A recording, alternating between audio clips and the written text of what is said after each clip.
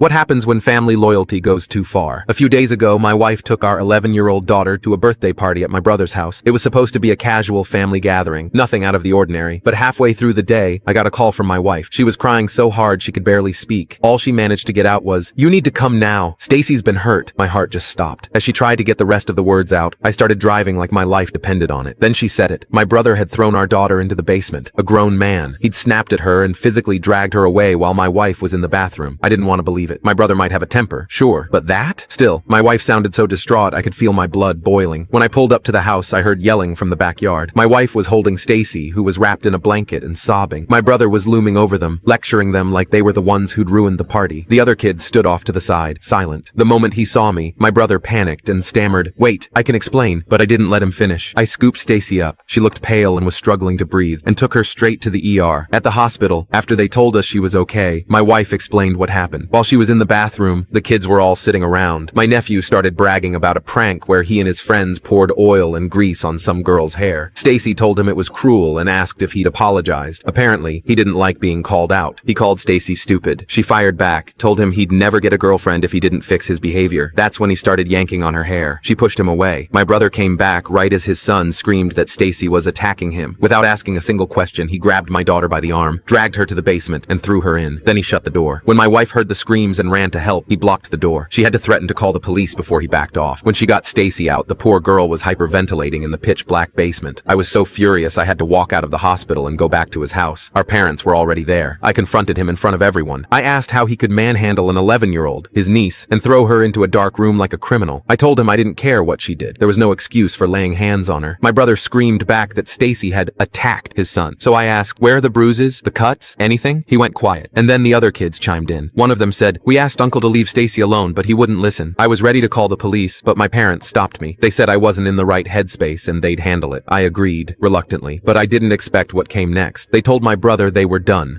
They cut him off completely, emotionally, financially, even told him his inheritance was gone. Then they informed the rest of the family. Since most of their kids were also at the party, they were furious. Parents picked up their kids immediately and blocked my brother's number. A few hours later, he called me, crying, begging me to fix it, said he needed the inheritance, said his ex-wife had heard and was now threatening to take full custody of their son. But through all of that, he never apologized. Not to me, not to Stacy.